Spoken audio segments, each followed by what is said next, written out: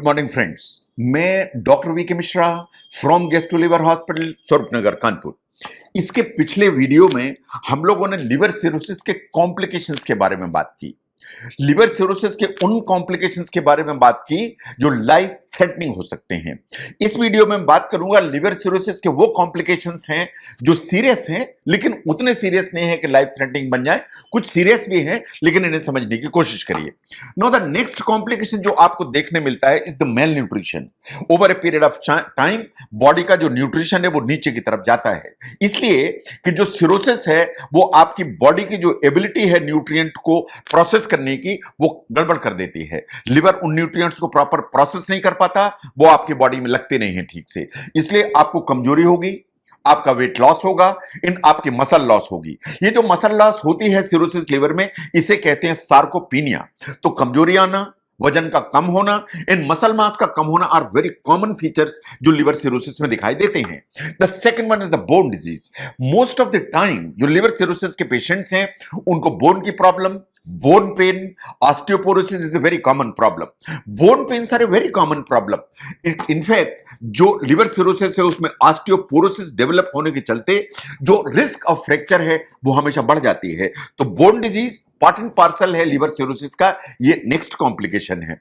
Now next complication is the gall bladder stones. अगर हम ध्यान से देखें कि अगर 100 मरीजों को लाइन से खड़ा करें जिन्हें लिवर सिरोसिस की बीमारी है तो उनमें से 33% पेशेंट्स ऐसे होते हैं जिन्हें over a period of time gall bladder में स्टोन्स डेवलप हो जाते हैं। इसके पीछे दो ही कारण होते हैं। नंबर वन, जो लिवर सिरोसिस है उसमें जो बाइल है या पित्त है उसका कंपोजिशन अल्टर हो जाता है, उसके चलते स्टोन बनने की टेंडेंसी बढ़ जाती है। इसके अलावा लिवर सिरोसिस में जो गॉल ब्लैडर का जो फंक्शन है उसकी जो फंक्शनिंग कैपेबिलिटी है वो धीरे से कम हो जाती है। तो इन दोनों कारणों के चलते गॉल ब्लैडर स्टोन बनने की संभावना बढ़ जाती है। इनफैक्ट 100 में से सिरोसिस मरीज को देखें तो 33 मरीजों को gall bladder stone over a period of time develop हो जाता है। The next one is the enlarge spleen. जो लिवर की बीमारी है लेकिन आप देखेंगे मोस्ट ऑफ द पेशेंट्स को तिल्ली बढ़ जाती है या स्प्लीन बढ़ जाता है।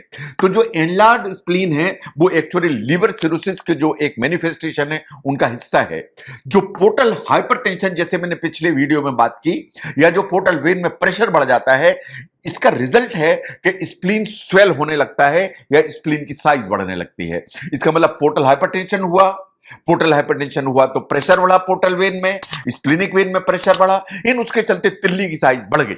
और ये तिल्ली की साइज जो बढ़ती है तो बढ़ी हुई जो तिल्ली है स्प्लीन है अपने अंदर ब्लड की सेल्स को रखती है एंड प्लेटलेट को रखती है। इसलिए मोस्ट ऑफ द टाइम जो सेल्स का कम होना या टीएलसी या व्हाइट ब्लड सेल्स का कम होना, रेड ब्लड सेल्स का कम होना, इन प्लेटलेट का कम होना often is the first sign of liver cirrhosis. कितने बार ऐसा होता है कि पेशेंट्स आते हैं कि मेरी प्लेटलेट कम रहती है, मेरी प्लेटलेट बढ़ती नहीं है, मुझे थोड़ी सी तिल्ली है, और उनकी सब जांच होती है तो निकल के सामने आता है कि लिवर की सिरोसिस की बीमारी है जिसके चलते ये सब प्रॉब्लम थी। Now look at the etching.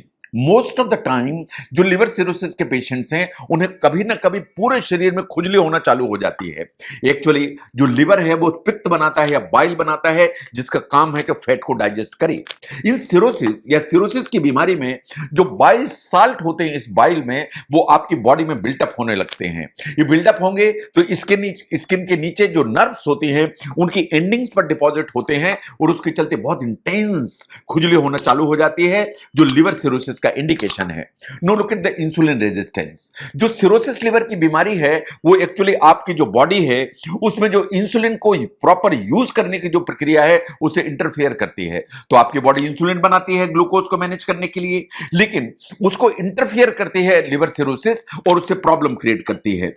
Initially जो पेनक्रियास है जो कि इंसुलिन बनाता है वो कंपनसेट करेगा, जो इंसुलिन है उसको ज्यादा बनाएगा, लेकिन एक स्टेज ऐसी आएगी कि टाइप 2 डायबिटीज मेलाइटिस डेवलप हो जाएगी।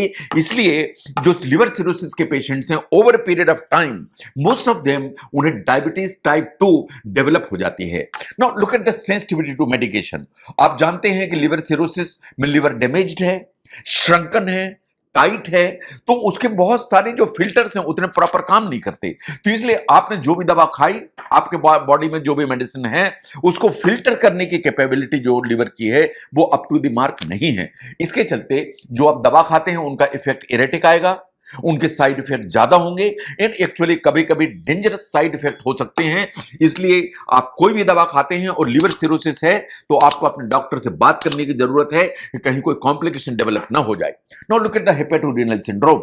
वास्तव में जो सिरोसिस है वो लिवर की बीमारी है, उसमें पोर्टल हाइपरटेंशन डेवलप हो जाता है, but over a period of time liver की इस बीमारी में किडनी चपेट में आ जाती है। जो किडनी चपेट में आती है लिवर सिरोसिस में, इसे कहते हैं हेपेटोरेनल सिंड्रोम। तो जो सिरोसिस है उसमें जो पोर्टल हाइपरटेंशन है उसके चलते किडनी में डैमेज स्टार्ट हो जाता है and ultimately kidney failure develop हो जाता है। एंड अगर इसे प्रॉपर मैनेज नहीं किया गया, टाइमली इसको ट्रीट नहीं किया गया, इसको अगर रिवर्ट नहीं किया गया, तो साइंस ऐसा मानती है कि हेपेटोरेनल जो सिंड्रोम है वो फेटल या लाइफ थ्रेटनिंग कन्वर्ट हो सकता है। इसलिए अगर किडनी का फंक्शन डिरेंज हो रहा है विथ लिवर सिरोसिस, ये वार्निंग साइन है एंड आपको तुरंत ही उसको ट्रीट कराने की जरूरत है।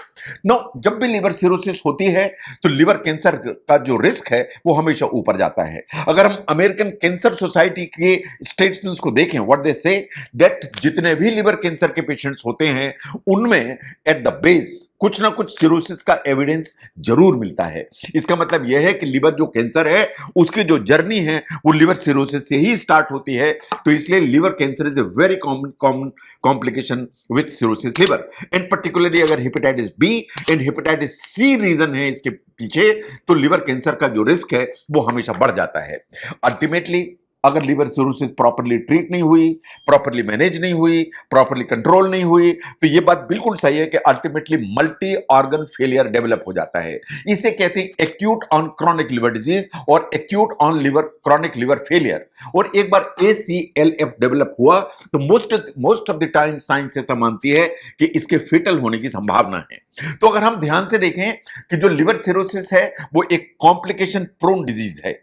क्योंकि कॉम्प्लिकेशन प्रोन डिजीज है तो इसके जो कॉम्प्लिकेशंस हैं वो आपकी नजर के सामने होने चाहिए।